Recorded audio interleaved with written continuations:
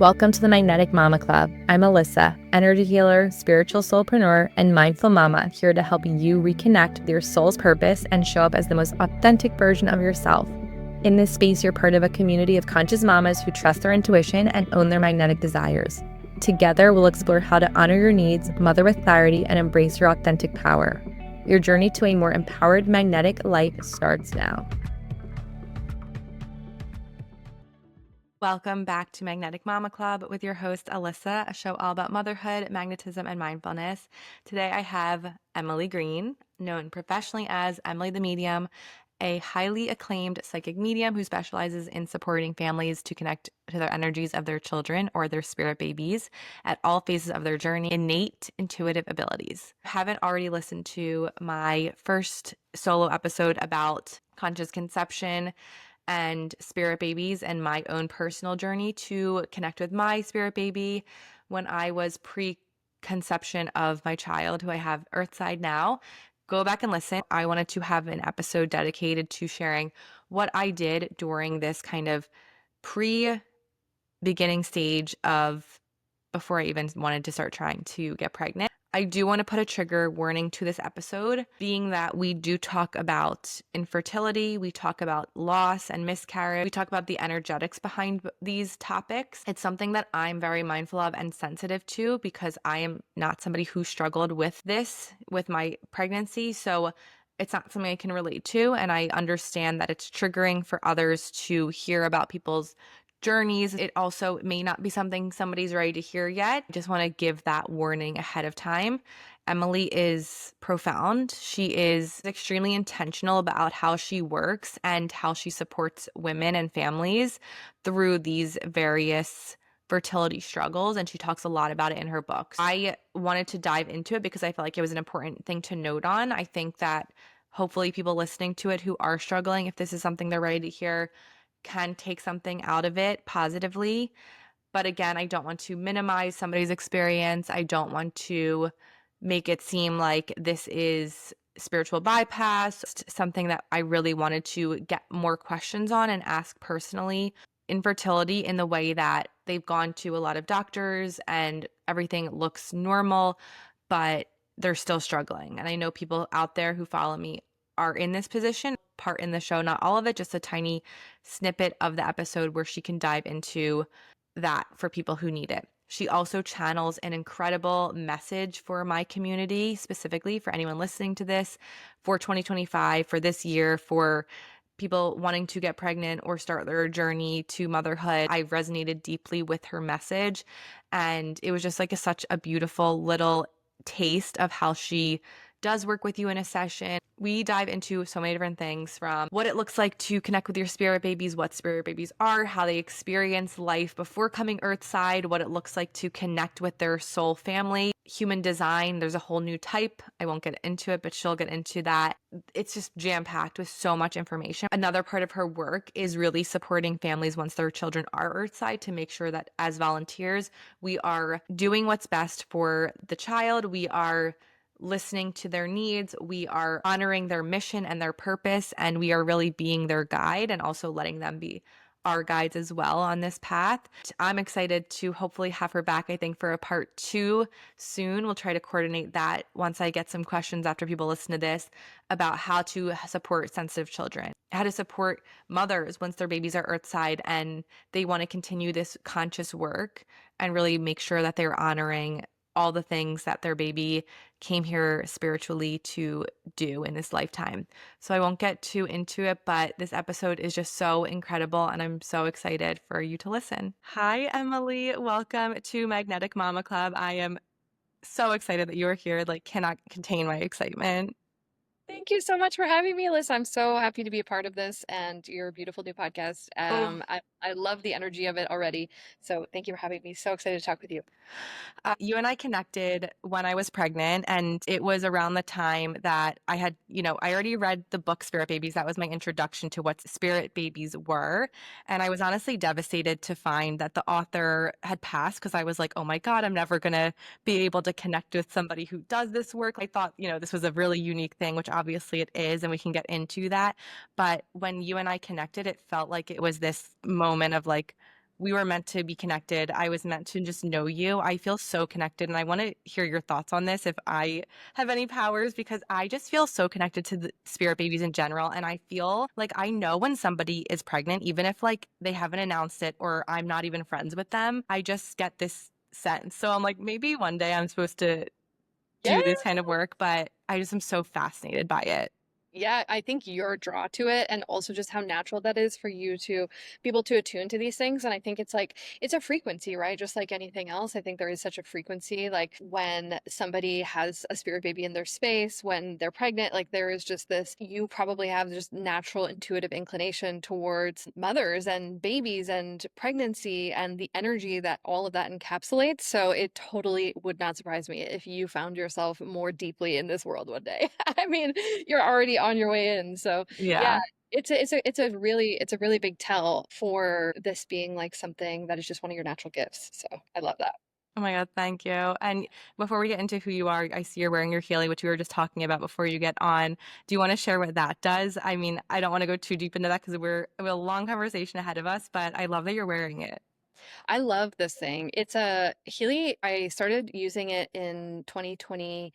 Ooh, in the summer 2022, a friend of mine introduced it to me and was just like, you have to try it. It's going to change your life.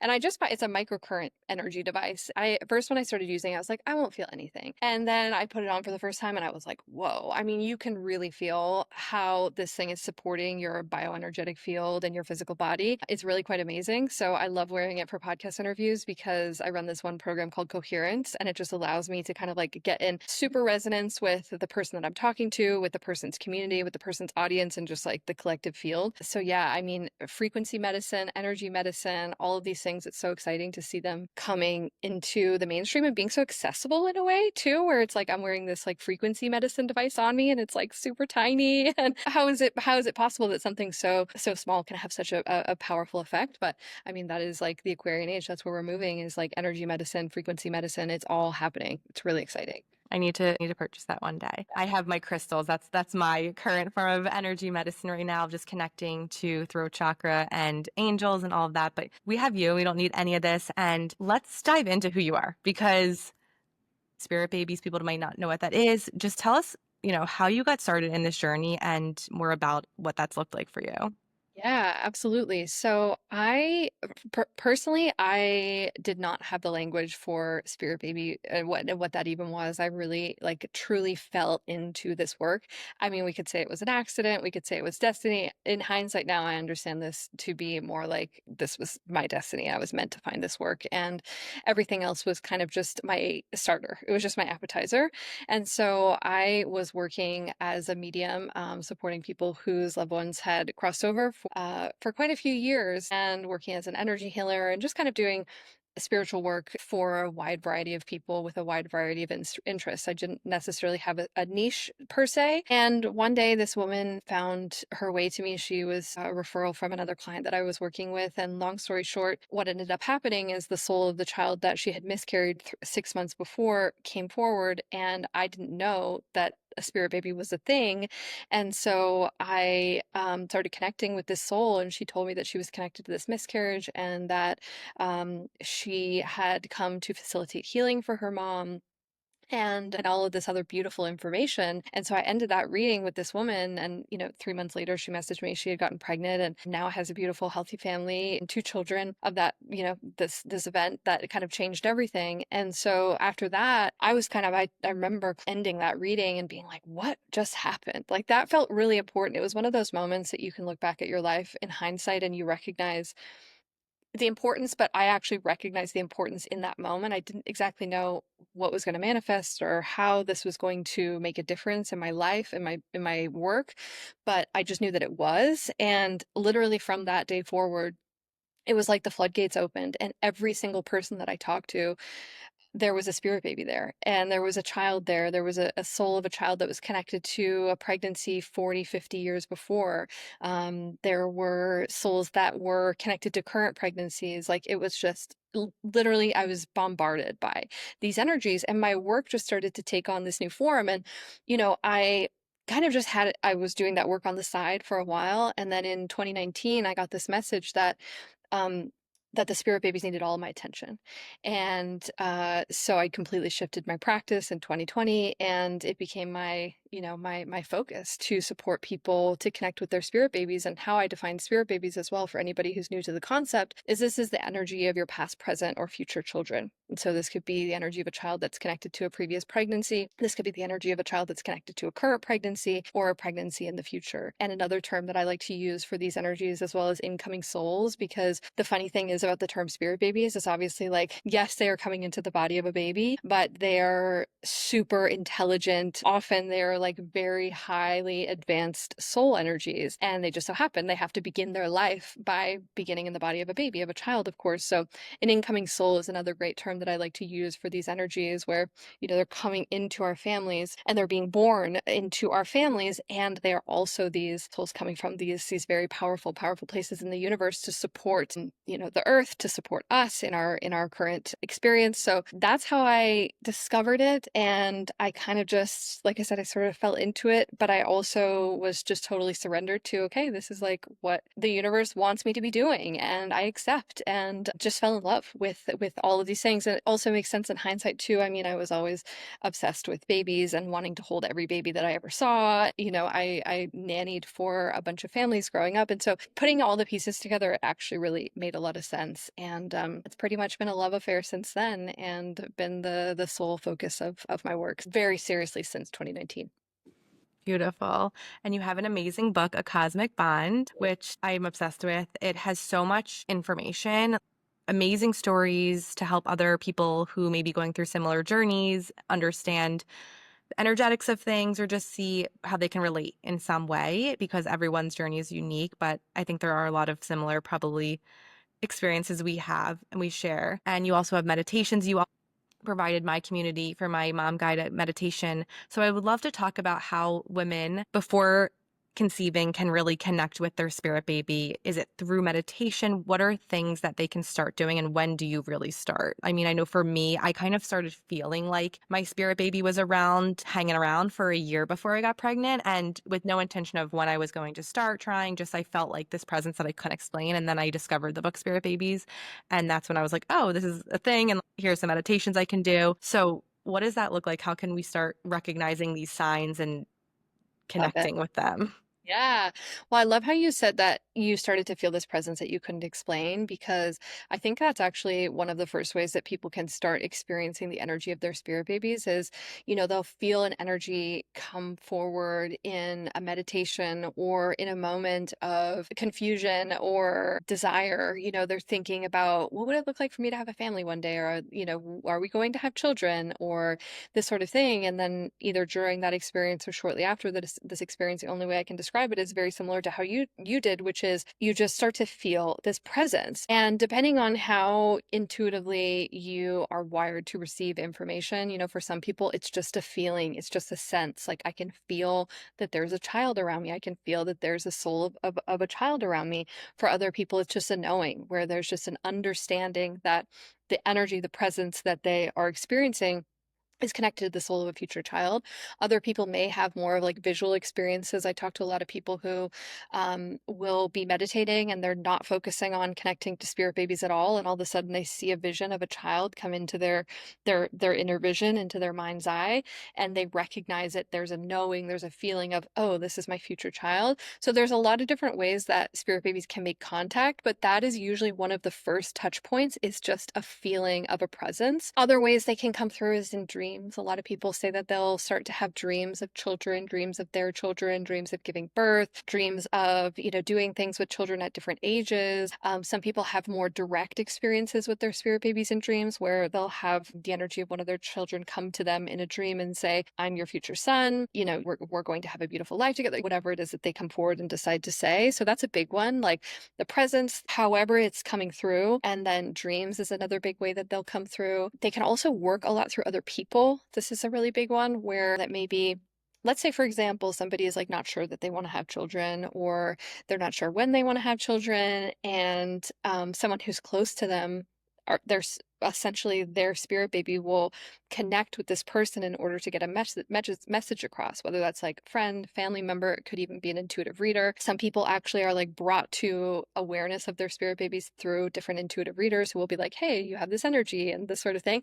And then a connection opens up from there. So there's so many different ways that this connection, this awareness can come online. I think it's really different and unique for each person. Those are some of the big ways. And then in terms of building a relationship, I like to say that building a relationship and an awareness starts the moment that you start to think like, would I like to have children? Is this going to be something that I do in my life? I do want to have children. That when you kind of start to think those things or feel those things, it's like this energetic portal is open between you and your spirit babies. It's almost like I call it like the golden thread that exists between you, and it starts to build, it starts to grow. This can also happen for people if they are not even sure that they want to have children as well. It can even just be like an errant thought where it's like, oh, what would this look like? Or what could this be like? And so the time before conception that we might start connecting, it can be anywhere from like a year, like you said. I've heard of people, including myself, who started connecting with their spirit babies when they were children. That was my experience. I had this imaginary friend who I now recognize as like one of my future children. So that's something that they can start to come around actually very early, and they'll kind of come in and out through people's lives.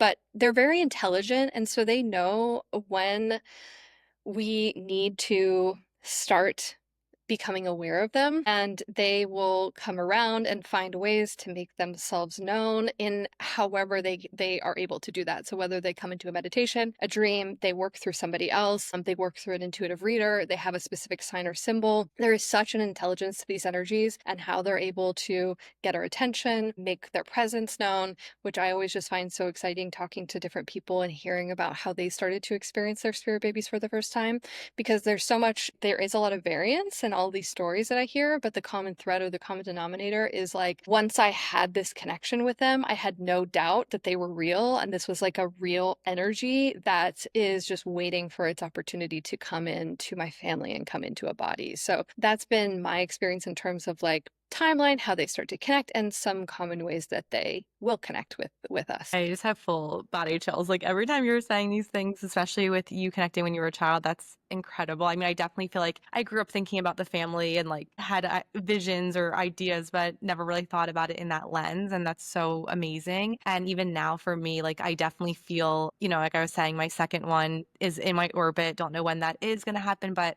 I feel like it's a boy. And I already like know just because I've had a few people tell me, but the name, which is so unique, just is popping up randomly, like out of nowhere a lot lately. So I'm kind of like, okay, Yep. I'm here with you. And it's different being now a mom than before when I had no idea anything about this. So I just feel like where I'm at now, I'm just trying to be in such different surrender of trust. And not that I wasn't the first time, but I'd love to kind of get into the timelines because, you could start feeling ready technically on a physical level, mentally, but if your spirit baby is maybe not ready, they're not coming in, what's happening, and like why are these timelines not matching? How do people start like trusting the timeline when it can feel kind of defeating, or they're just feeling like really lost in this journey? Yes, such a good question.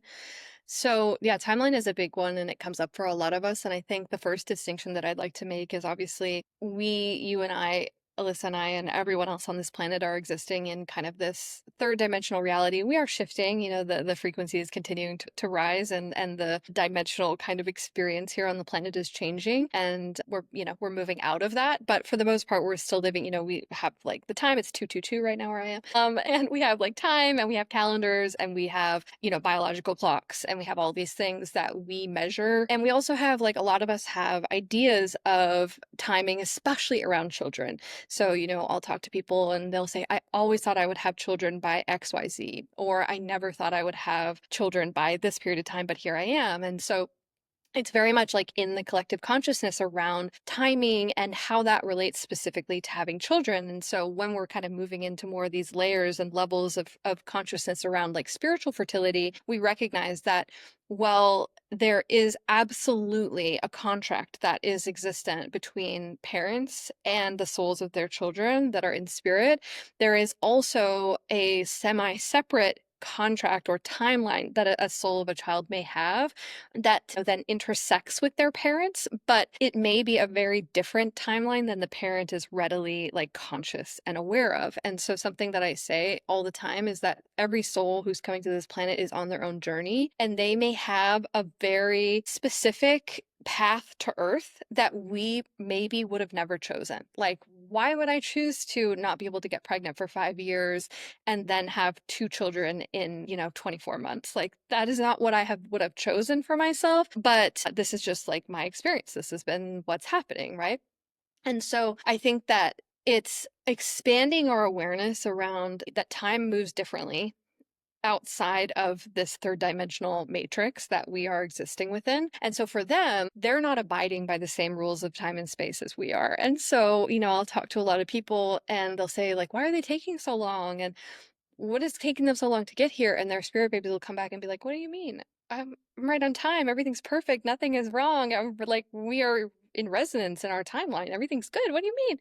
And that can be confronting for people because it's like this is all we have to go off of, right? This is what we have to go off of. And so one of the things that I advise people to do is see if they can ask their spirit babies to help them kind of exist outside of just this third dimensional time matrix that we're existing in, and start to see things from or feel things in this energetic space that our spirit babies reside within. Because in this space, what exists is pure surrender, like trust in the plan and the timing, and just this like real true spiritual intelligence of like the baby that is supposed to land in your life will land in your life at the perfect time. And I've heard this from countless women that I've worked with, people who were trying to conceive for like upwards of 15 years, and then they finally get pregnant at age 45 and they say, I wouldn't change a thing because I can feel how perfect this timing is. And these are people who 5 years ago were like, what's going on? Why am I not going to? This doesn't make sense.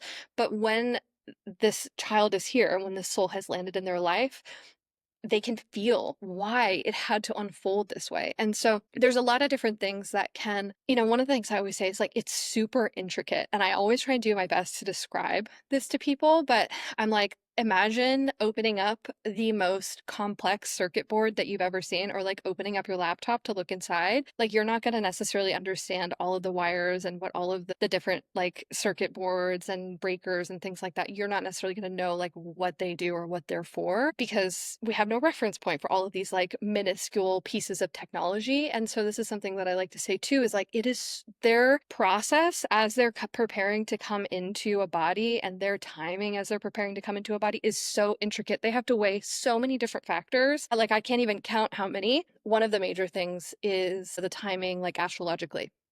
This is a big thing even too, where it's like they need to be born within a specific year. They need to be born within a specific month, this sort of thing. So it's like there's so much at play. And one of the things that I advise parents to do is like, see if they can connect to the higher cosmic timing beyond just what we have reference to down here on Earth. Really touchy conversation. I know you talk a lot about the more energetic pieces of infertility and loss, and even, just miscarriage in general. I would love to touch briefly on how, if people miscarry, are they the same spirits coming back? Are they not ready? Are they looking for a different family? Like, what's happening energetically from that point? I know in your book you talk to about, they might, like you said, it might not be the right body, or just something that may not have been right, but it's not the mom's fault. And I think that's really important to obviously touch on. But yeah, can you share about that? Because I don't think people really talk about it, and I want to be sensitive. And I know you do an amazing job at really relaying this message.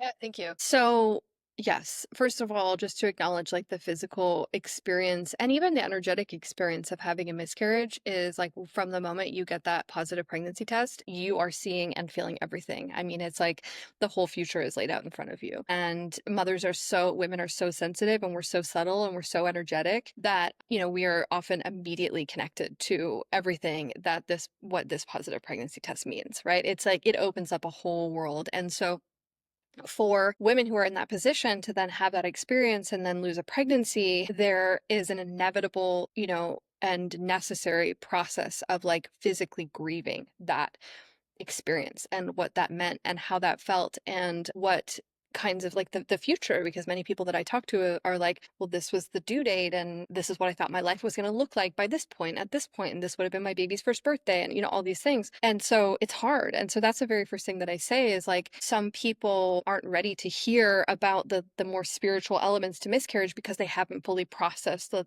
very real physical and emotional grief that needs to be moved through the system. And then you'll often find people who will take some time with that and they're ready to open their minds and hearts to another layer. And it's not the whole piece of the puzzle, right? There's always like all different pieces of the puzzle and nuance. And the other thing I'll say too is that miscarriage, the sort of spiritual reasoning for why it may happen is very different from person to person. And so as I'm describing this, I always just say a disclaimer that these are just sort of some of the most common things that I see or that I hear about when I'm talking to mothers and children when it comes to miscarriage and the why, because that's often what a lot of people want to know is, why did this happen? Why did this happen? And so I'll just say that it's very unique for every soul. And there's a different reasoning usually for why that soul had to exit for every single person here on earth. And that when, people are ready, they can maybe start opening up to, okay, why did this happen from a spiritual perspective? And more people that I'm working with are starting to kind of like feel ready to actually look at that through that lens, which is wonderful. And I think it can be really healing for a lot of people and helps them come to terms with their loss in a new way. Speaking of timing, obviously we could think that, okay, well, a spirit baby, was waiting for the right timing, and then they must have found it because conception occurred and pregnancy occurred. And so, but then you hear a lot of spirit babies say, well, it wasn't the right time. And so a lot of people go, well, how does that make sense? If you like worked it out and you worked out the timing and then you got here and then you had to leave, how does that make sense? And again, because there is such an intricacy, they're moving so many different parts around. They're trying to orchestrate their conception, especially now. Many more souls are becoming much more particular about the circumstances around their conception, their pregnancies, and their births. They're really asking women and families to deepen into their hearts and their souls and seeing what needs to be offered to these children. So they're I don't want to say they're getting picky, but they're very like specific. A lot of them are very particular around how things are supposed to play out. And so timing can shift. Timelines can shift, right? One day we might think that we want to be like a public speaker, and the next day that vision does not seem resonant for us anymore. And so it happens to us every day, right? Where we like shift a desire or we shift our timeline, or it's like, oh, I'm going to move next September. And then you get to September and you're like, oh, it's not right anymore. I need to push that out a little bit. So one thing that I say is, if we can open our hearts to have grace for these beautiful, brilliant, intelligent souls who definitely have a bigger picture, but they are still working things out, right? They are still figuring out how they can fit themselves into this physical reality in the best way possible so that they can come and be who they need to be during this time. And so that's one of the reasons, sometimes there is just a simple biological fact that the growing biological body of the fetus is just not going to be an energetic match for the soul. And sometimes that's not able to be determined till a certain point in pregnancy for the soul. So that is another reason. Sometimes for some people, this has been their experience too, is that through their miscarriage, they had some sort of a spiritual awakening. Like they had some sort of initiatory spiritual awakening experience that allowed them to then conceive again in the future, in a future pregnancy, in a totally different way, in a totally different mindset, as a totally different person or mother. So, that's sometimes there is a contract between mom and baby that it's like, okay, this is going to be really hard for a minute, but if it is going to in some way, shape, or form support you or serve you in some way. And that is, that's something that I just say, I wouldn't be saying this unless I had talked to so many people who said that this was their experience, and talked to so many souls who said, this has been why my mom and I had to go through this because of this. And so to answer your question as well, last piece of this is, through miscarriage, like, is it the same soul coming back? Is it different souls? It really just depends.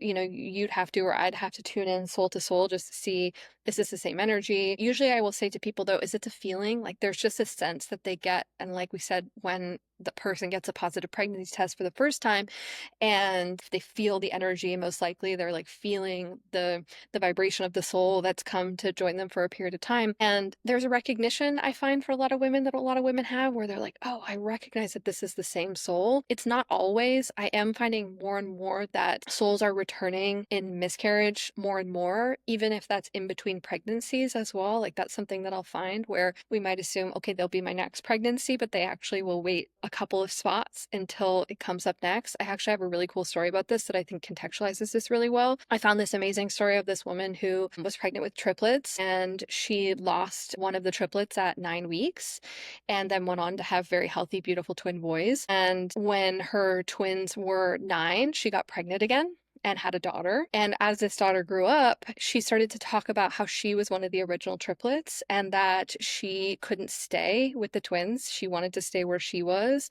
She was having so much fun in the spirit world and it just wasn't her time. And so she decided to leave. But she always knew that she would be coming back in a future pregnancy. And she continued to watch her family. She described it as like a projector on the wall. And she was watching what her brothers were doing and what her parents were doing. And she knew that when there was a chance for her to come in again, that she would take it. Sure enough, 9 years later, she was born. It was a very unexpected surprise for this family. They did not expect to have more children. And so that's a great example of how, there is this kind of soul intelligence for a soul with miscarriage, and she actually described it. And when she started talking to her mother about it, like the mother was able to have a beautiful healing experience because she had always wondered about that soul who left in that triplet pregnancy, and it turned out that she was right back a part of her family all along. So yeah. That is such a beautiful story. Thank you for sharing that. And can you talk about what the spirit world is like spirit babies, what's happening over there? And do we as souls remember until what age and when does that kind of, because I know I've heard stories of people being like,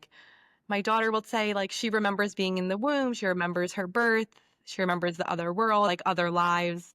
Yeah. Yeah. In my experience of the spirit baby realm, it is very similar actually to the energetic space that I used to speak to souls who had departed. So there actually is like not a lot of difference in this space where, where the soul exits and returns to source, and then where the soul prepares to return back into a physical incarnation. And I call it like pre-incarnation space, the pre-incarnation realm. And this is the space where souls who are interested in having an experience on earth are able to come in and to join this world. And if it shifts, like the first way I've seen it a lot is just literally how you would picture like clouds and lights, like just very bright and nothing super physical that's around. Like you can't distinguish like a building or this sort of thing. But then I've also seen it in the other side of the coin. I've also seen it as this space of, it almost looks like a university campus. Like that's just the best way I can describe it, where there's buildings and there's all these souls kind of bopping around, and there's like learning centers and there's preparation centers, and there are these like spaces that a soul can go into before they're about to come into a body, where they basically go into kind of like a self-isolation process so that they can prepare and so that they can gather their energy. And so I've seen it kind of in both of those ways. And I find that the former that I was talking about, this kind of like formless color, like just space that's filled with basically light and color, different colors at different times, this is kind of like as they're getting closer to incarnation, I'll kind of see them more in this space. Whereas when they're preparing, it's sort of more of this like university style campus is the way that I see it. And then, so that's my experience.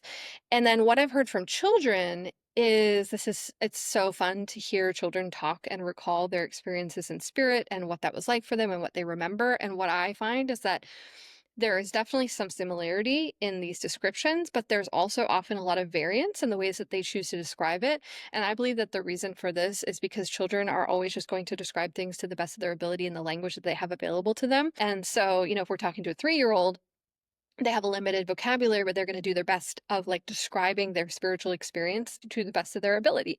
And so that's why you'll hear some variance. And I think it's my opinion that that's why we have this kind of like, well, children, just make things up or they have big imaginations. Like, I think that that's something that I'm really passionate about trying to change, because I just believe that children are so intelligent and they just are trying to find the earth words to describe what their experiences are in spirit. And they're so smart and like they will do their absolute best. And sometimes it just goes over our head where we're not able to really feel what they're saying because the words that they're choosing to use are maybe slightly strange. Like I have, a lot of children who will talk to me about as they were preparing to come to earth, a common one is they'll say, I was walking down a long hallway and there was all these doors.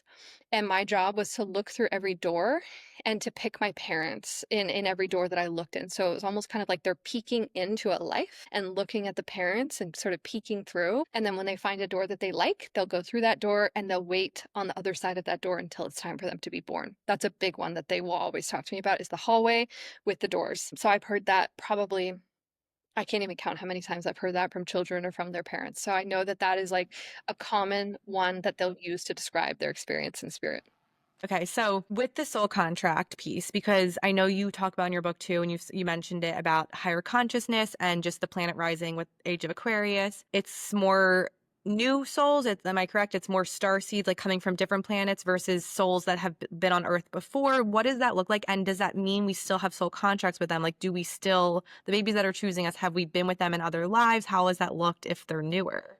Great question. So this is really good. I'm so glad we're talking about this because it's very important to understand what is changing. So in the past, especially like let's say within the past, I don't know, it's so hard to put a time frame on it, but let's just say 100 years just to make it easier. A lot of the energies that were coming in and to be born into families were there is like, soul pods, right? Where we have groups of people and soul pods can vary. This could be also known as like soul family, where these are souls that you're traveling through the universe with, and you are re-experiencing physical reality over and over and over again, often in different roles. And so one time one soul might be a mother, the next time another soul might be a child, and then we kind of circle through and cycle through to learn about life through these different POVs. And so that's kind of how we were used to doing this life thing with the souls that we are connected to.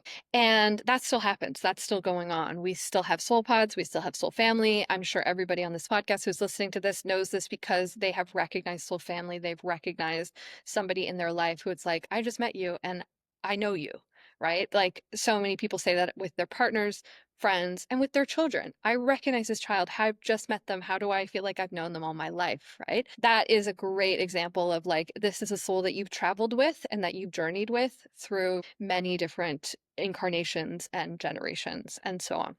Is that recognition piece. Now, what's starting to change is that there are more souls coming in that we may not have had contact with before, that are maybe not necessarily a part of our soul family, but are looking to kind of join our soul pod in order to have an earthly experience through your family. So we're seeing more and more of what I call these kind of free agent souls, where we're not necessarily we've not necessarily journeyed with them before, but they are coming in to have a very specific experience with us in a certain lifetime. And so there's many more of these type of energies coming in now, which is interesting and exciting. And these are going to be the souls, one of the women that I work with, we were talking to her son who she was actually connecting to a daughter and she thought that she would get pregnant with her first. And this boy dropped through. And so when I started connecting with him, I was like, did it kind of feel like he just dropped out of the sky? And she was like, yes, like where did he come from? And I was like, well, he came from this different time and space and he decided that he needed to be in your family and everything just lined up for that to happen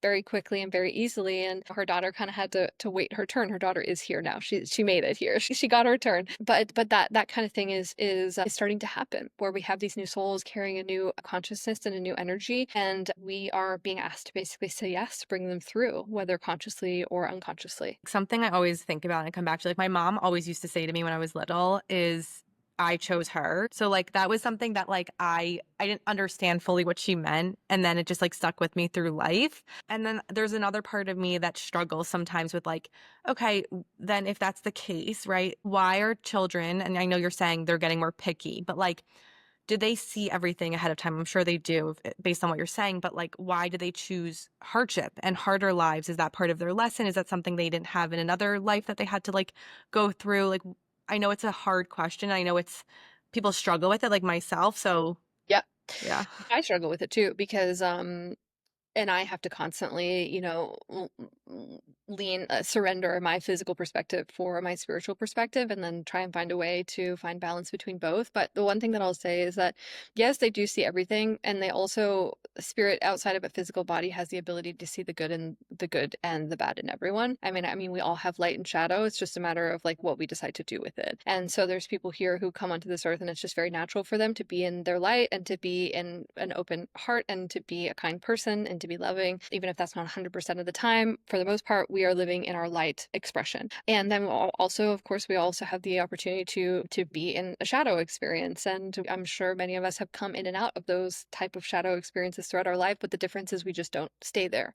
We find our way back to this light expression. And so, what spirit babies have the awareness of is that they have the awareness that it's always a choice of what we choose and how we choose to use our energy and how we choose to use our will and what actions are we taking and what is the downstream effect of those actions on other people. And so often they'll be aware of this, and there's always the hope, there's always the desire that somebody is going to live in their lightest expression. And that is not always the case for many children across the world. That is not the family they get. They do not get their parent in the light side, right?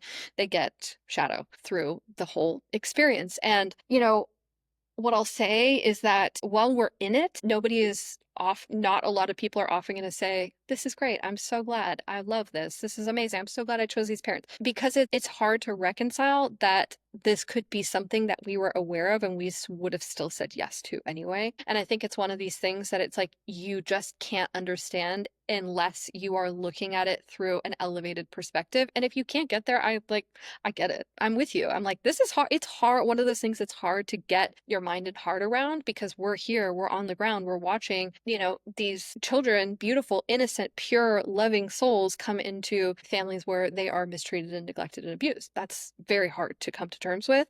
And so it's not something that I'm like, everybody has to like accept this and agree with this and feel that this is true, because some people's life experiences just make that harder to accept. But what I'll say is that they do have an awareness of what is possible. And sometimes for some souls, there is still benefit for them, out of the experience that they have or the experience that they had. They'll say something along the lines of like, that was really hard, but it changed me in a way that I don't know if I would have ever changed unless I had that experience. And again, that's not everybody's experience, but for some souls, that is something that they're able to extract from it. So it's tough, but it is one of those things that a lot of the times, and again, my mediumship work has helped me in this, because I would talk to souls who I found out after the fact that they had horrific things happen to them in their life and very traumatic things happen to them in their life. And then when I was talking to this soul, this was just like a brilliant, happy, positive, you would have never guessed the life that this soul just had. Because when we leave the physical body, everything changes and our perspective expands. And I believe that the soul is like in search of growth. That is why it's here. It's looking to evolve and it's looking to grow. And sometimes the things that actually help us do that most effectively and most quickly are the most challenging. And I can vouch for that. I mean, I've been through things in my life where it's like, I mean, I would never choose to do that again. However, I can see how much it accelerated me in my spiritual growth and my physical growth as a human being. Really well said. Thank you for your perspective on that, and just the acknowledgement that it doesn't mean it's easy and people have to accept it, but I think it's important to talk about. And I know you talked too about like this disconnection between women in general and their womb and their cycle. And I think that that is becoming more of the norm, where we've been on birth control for years. Like myself, I was on the pill for 15 years, wasn't getting a cycle, had no idea anything about my body until it was time to get pregnant. And I think more and more women are realizing there's different energies between their cycle, different times of their cycle, and that it's so important to be connected to that womb space, especially when conceiving. There are things too that we can do before conception, just to really connect with that part of ourself that needs love. And even to that, I would love to then talk to about the inner child work and just like this pre-work before getting pregnant that I did. And I don't think many people really talk about like this preconception healing journey.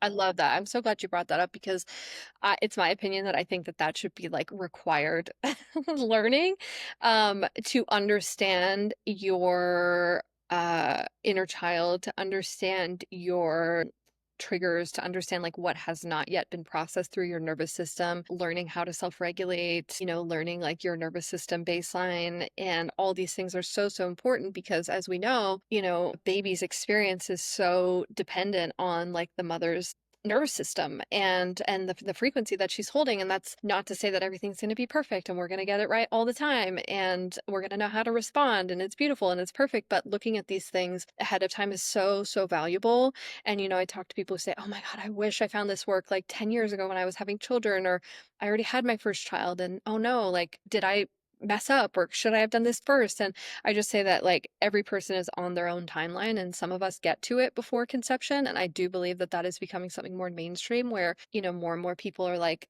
okay, I'm going to go to therapy for a year before I get pregnant, because I have things that I know I need to work out in my mind, body, and spirit, right? And everybody's on their own timeline. That might not call to you. You might actually not feel drawn to that, and that's also fine. That may be something that you work on or you work through your pregnancy or in the postpartum period. Children are our biggest mirrors. So I think sometimes we don't even know these wounds or these triggers until they're here and they're reflecting back our own shadow. Pieces of information I find so interesting about this is that like the age that your child is at, that they are triggering you the most is actually the age in your childhood where you needed something, where you needed to be seen, where, so it's so interesting these parallels between our child's development and as they grow and how that actually parallels back to our own childhood.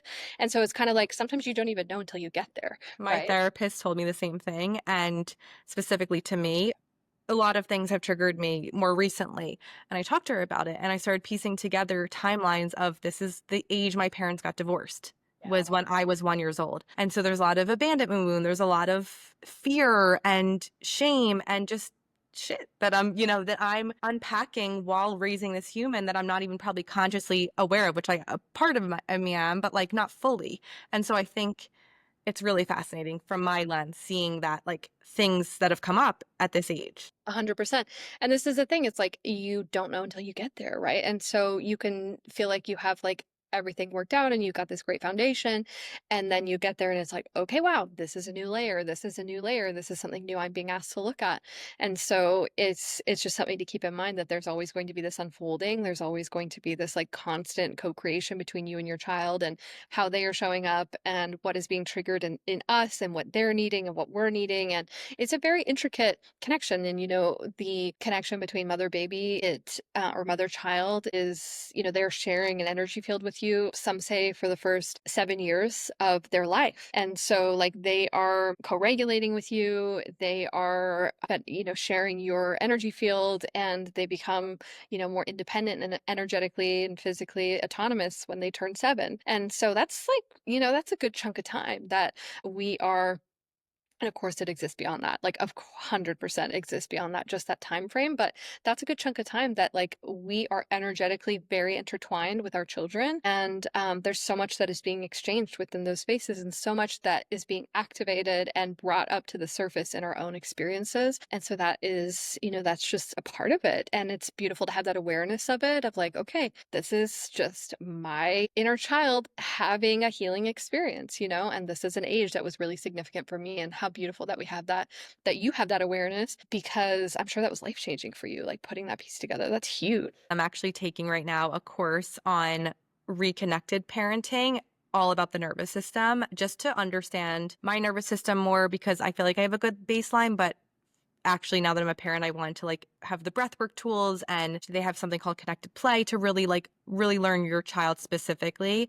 And I'm really excited about it because I feel like my purpose and my work is really to help moms be more attuned to themselves so then they can be more attuned to their child womb. But when I was carrying Stevie, I was always doing Reiki on her. I was doing meditations. I know in our reading, you said to me, actually, she loves the Reiki. She wants you to Reiki the room ahead of time so that like the hospital room so that it's ready for her and it's going to feel really good. Like you're going to have a great experience. And I did that. I listened to you. And you even said something like I was trying to recall before this, like what things you said to me were, she's going to be really spiritual and she's going to just one day start talking and like saying things. And obviously we're not there yet, but I already see how I feel like she's going to be a really special, unique child and on this path without me really even pushing on her. I'm going to talk to that of just like how we can honor child's unique Yeah. purpose without again like putting these projections and these triggers and these things onto them and really just helping them once they're earthside as their quote unquote volunteers. Yes, I love this. And one of the things that I say is that this is actually very in the like the mother aura and the mother heart and the mother frequency. This is actually something that's very natural for us to just allow our children to be who they are and be who they came to be. And one of the things I always like to say is like allow them to reveal their energy to you. And so it's like we can have this perception of like, okay, I feel like I can just feel that this is the kind of soul you're going to be, the kind of person you're going to be, the sort of things you're going to be interested in, your natural gifts, all these things, right? You can feel it. And as you're holding that kind of like vision for them, of course, you can like speak it as affirmations to them as well, but they're also going to like reveal themselves to you where they will start acting on these things that you feel. And you're like, oh my gosh, yes, I feel that. I knew you were going to be that kind of like person. And so mothers, I think, intuitively just feel their children's frequency. And, if we can allow that to just be a felt sense, but then also just let our children move through the world authentically, responding to things in their unique, authentic way with an affirmation from us of like, yes, like you do you, and I believe in you, and you're just gonna, and I believe so strongly in the fact like of who you came here to be. I think that's a really beautiful way to go about it because, the projection piece is interesting because we can have like ideas of who this child is going to be. And we're going off our own reference points, right? Where it's like, well, I'm like this, or my husband is like this. And so maybe they will be like that too. And that's very reasonable. And oftentimes we do see that children, of course, mirror their parents because, again, coming back to the soul family piece is like, you are soul family. So there is often like a resonance between these people and the things that they like and that they're good at, right? And all these things. And also, every soul is going to have their own unique gifts at the same time, that we are just here to like watch and encourage and support and give them opportunities to use their gifts and to pursue their interests in the world to the best of our ability and to the best of our means and our resources. And or a lot of these energies that are coming to the planet, that they are very clear on what that is, and so they're very direct about it, and it's hard to miss, sort of thing, where it's like, this is just who they are and I have no choice but to just allow them to be who they are, because anything other than that just feels not right. I'm like, okay, well, you're just thinking of an example where it's like, okay, well, all the other moms like around me are taking their kids into like XYZ, workshop or school or this sort of thing. And it just doesn't feel right for my child, giving them the opportunity to try it. And I'm seeing that they're just not in resonance with it. And then it's kind of like, okay, we're just going to follow that. We're going to follow that thread. So I think that's really like the intuitive parenting that many people are being asked to follow and to listen to. And I think it's one of those things where it's like, again, you kind of can't train for it. You just have to like be in the moment and be present with your children and how they are presenting and revealing themselves to you. Yeah, you have to really go through it yourself firsthand, because that was even us with sleep of like, I thought it was going to look a certain way of how I wanted her to sleep, knew in my heart that her soul needs more. And even if my friends have a different experience with their baby, it just isn't the case for us. And like all of the experts and things on Instagram and Google was saying like, all these things that to me felt so not natural. And I started to be like, I need to just trust myself on this and do what's best for us. And like that's like been the biggest, I think, opening of just my intuition of realizing that like baby is so different, and only you know them best, and you don't know that until you really go through these kind of pivotal things of trying it and knowing it's not right. Or so I Yes. love that you said that.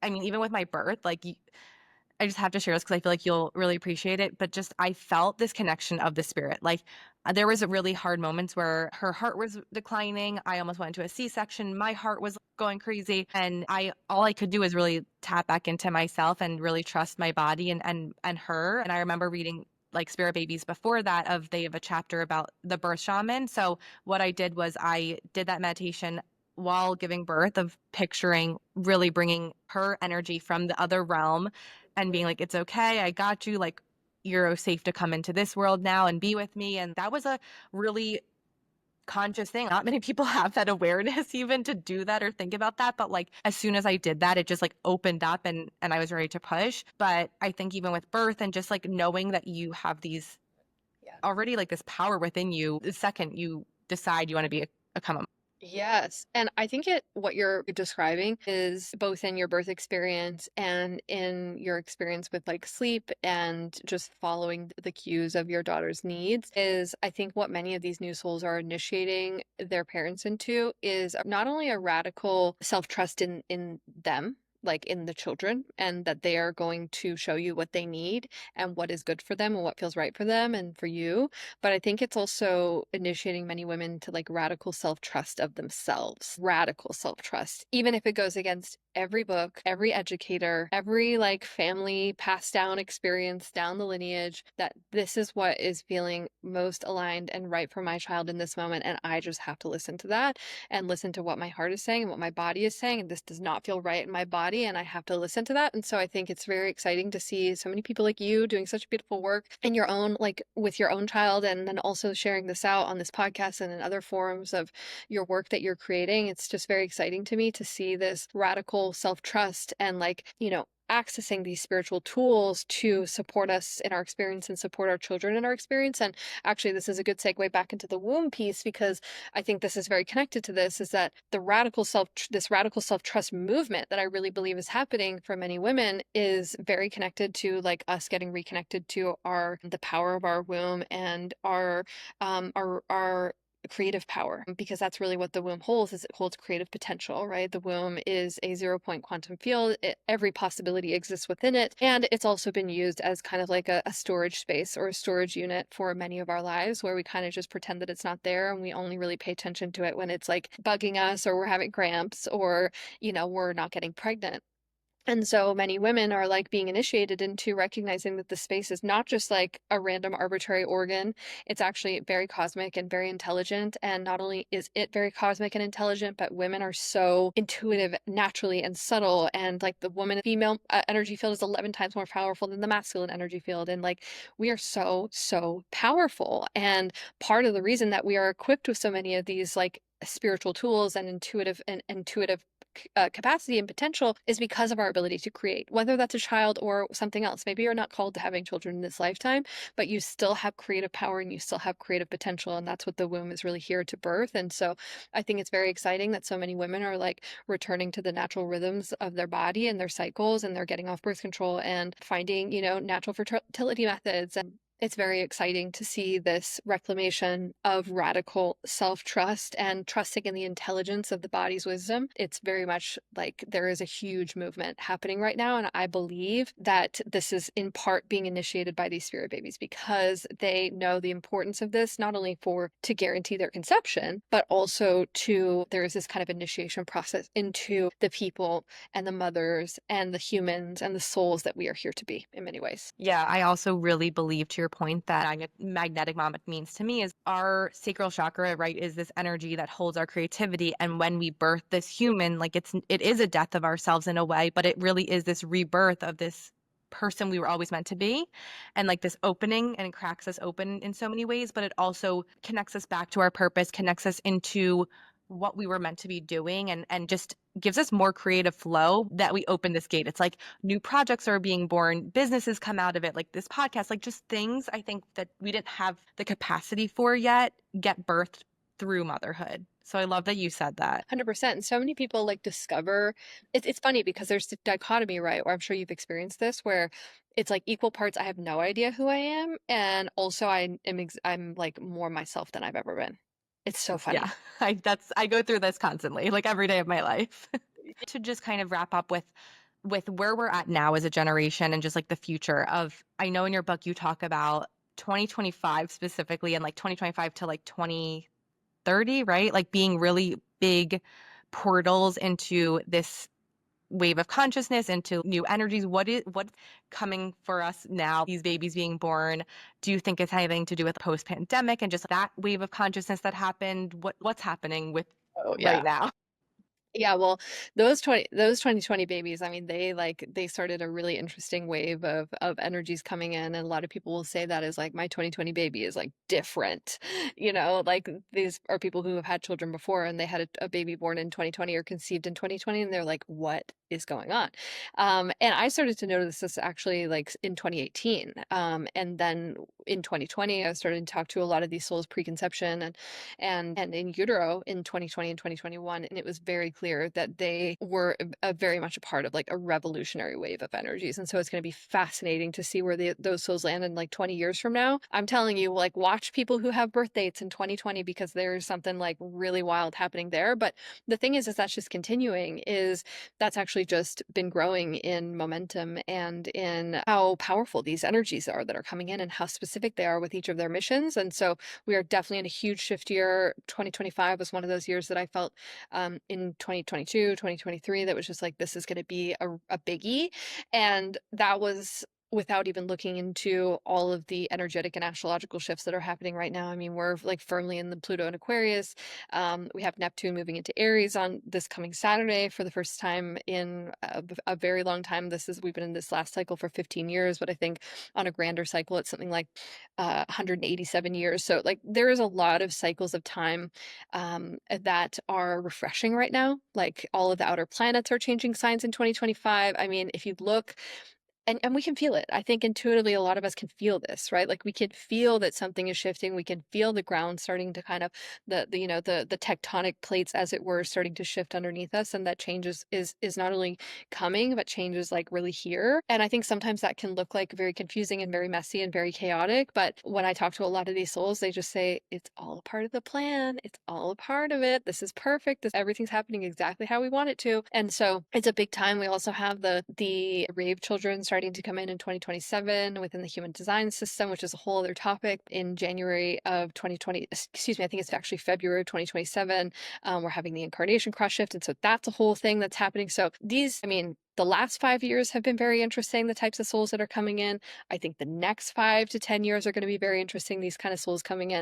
And this is one of those things I just like to track, and I just find it really interesting. And, I love to just connect these cycles of time and connect these energetic movements to the energies that are coming in to join these movements, and they are really here to like create these movements while they're here. And of course we are still waiting to see how that's going to manifest, because a lot of them are still very young, but I think in the next 10, 15, 20 years it's going to be crystal clear why these energies came in at the times that they did, what each of their individual purposes are, but then how that feeds back into like a collective purpose and a collective mission.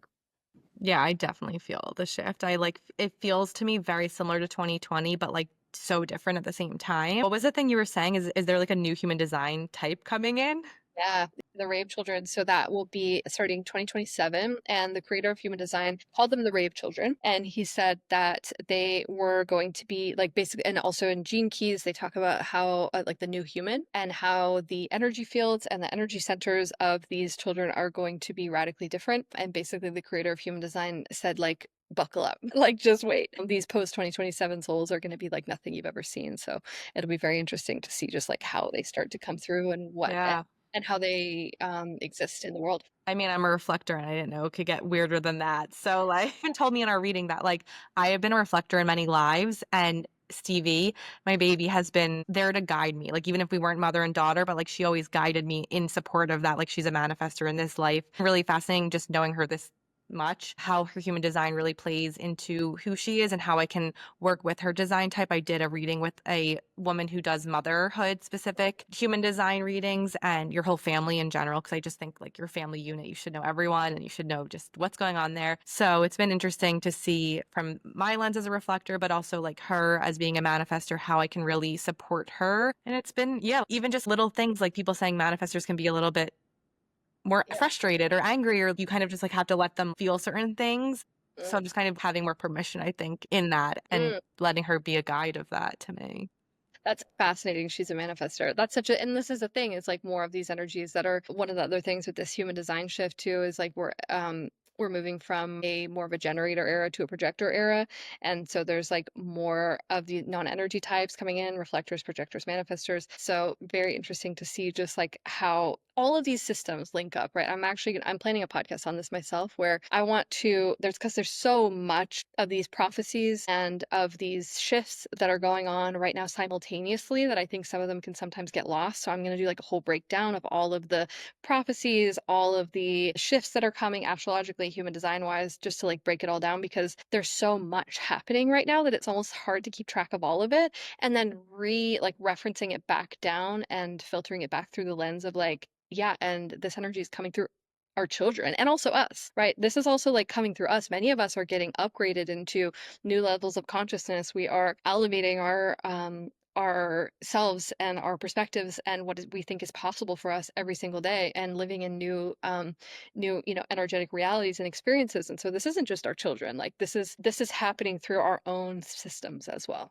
Yeah, I mean, eclipse season, I feel it hard. It's fascinating. I think we all are constantly evolving, and just like any collective messages you have, obviously you shared a little update energetically, but any collective messages about people who are in this world that are maybe preconception wanting to connect with their spirit baby, that they can just maybe take away from this? Yeah, let me sit with it for a second here.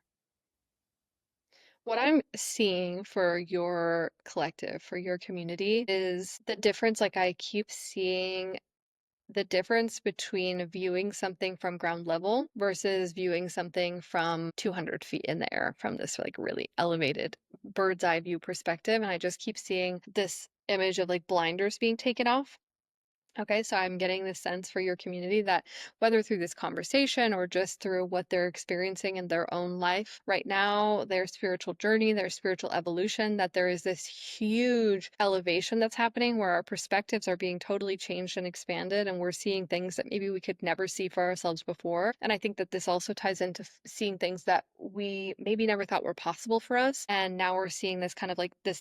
These things or these visions or these dreams coming into the field, whether that is a child or, a certain life path that is going to move you closer to having a child or whatever it is, a job change, a move, this sort of thing. Like, I just feel like there's this huge expansion of possibility. And also, the people that I'm speaking to are going to be able to actually like see it and feel it and know it.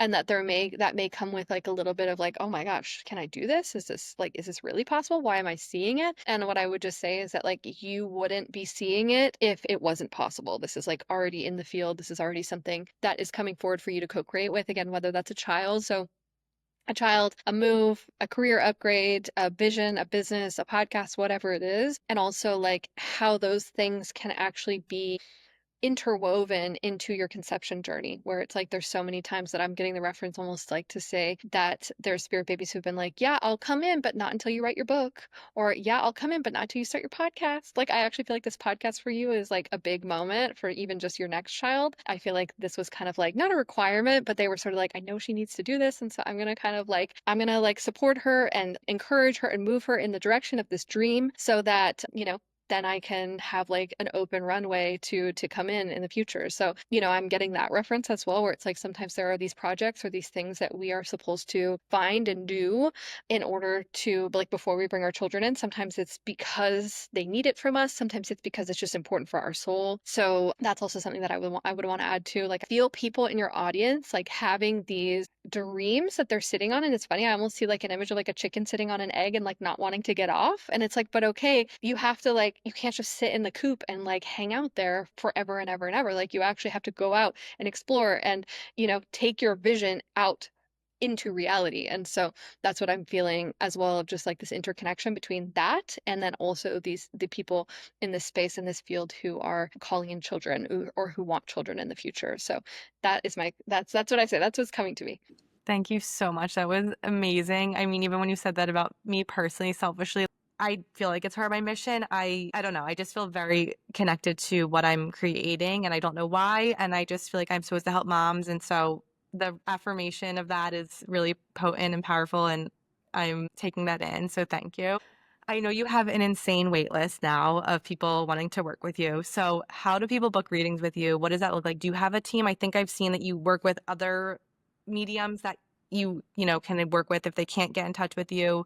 You have your book, you have meditations, I think you have workshops for women. What are ways people can connect Yeah. with you? Over the years, I've had to sort of scale back on readings just because the demand and the volume has gotten so great, and so my waiting list is very long. But I do open readings here and there periodically in small amounts, and so if anybody follows me on any kind of social media, you'll be able to hear where I'm announcing those and when they're happening, if that's something that people are interested in. But I've got lots of other things going on. Like you said, I have the book. Feel like that my intention with writing the book was so that it would be a resource for conscious parents who are looking to bring in children into this new frequency, into this new reality from preconception all the way through to birth, and also supporting these children, these beautiful sensitive children. And that's just the beginning. I'm really hoping to like expand that work as I'm having more and more people coming to me being like, oh my gosh, and this is my child and they're saying this, and like what, I don't even know, how do I support them? And so that's another piece of my work that I plan on expanding. Meditations are great. I've got lots of guided meditations. We have one that we kind of collaborated on together, which is a really great one. Guided meditations are just great. It's a great way to start opening up a relationship with your spirit babies, especially if you're brand new to this conversation. It's like a really nice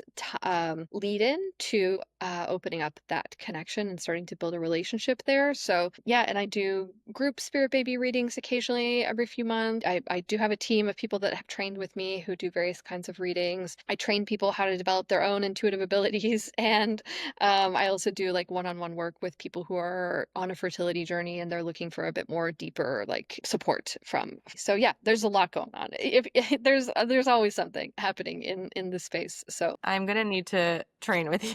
I think that's my next calling.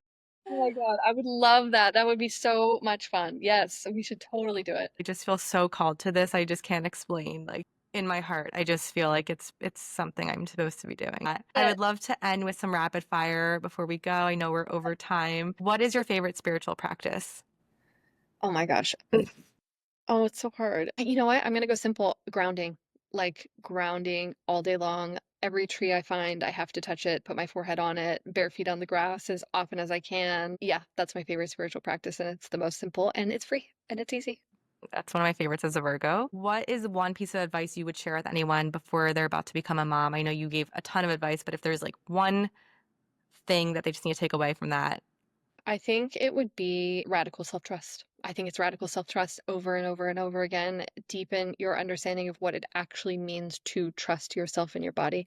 I think it's so important and it will serve you so much along your journey of becoming a mom. Beautiful.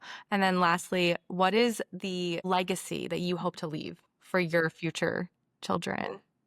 Oh my God, I love this question. I hope that the legacy that I leave for my children is to say yes before they're ready and to always feel that they can be different in this world. And if they have a vision or a mission on their heart that is like so radically different than what people around them are doing or what they thought they would do, to trust it and to follow it and to go after it with all that they have. That is the legacy I hope to leave for them and hope that they can continue that for future generations after. I mean, how special are your future children to have you as a mom just guiding them and having all this knowledge and awareness is definitely I'm excited to see your evolution, like you're saying, helping the baby's earth side. And even with us, I think we're gonna need a part two of this of talking about the just importance as volunteers, as the parents to really support them being different, being their authentic self, honoring their gifts, honoring their authenticity. So I would love to have a follow-up conversation if you feel called to that one day. So grateful to have you. Where can everyone find you on Instagram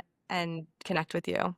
Yes. Well, first of all, thank you for having me. This is so beautiful. I can feel the love and the intention and the beauty that you're weaving into this podcast. So excited to be a part of it and to come back. I would love to come back in the future. My Instagram is Emily the Medium. Website is the same. And pretty much you can find everything that we talked about here in this podcast if you follow those two places. So that's the best place. Thank you so much, and we will follow along your journey and see all the things you share because it's just so special, the messages you have and the wisdom. So excited to share all of that with everyone. Thank you.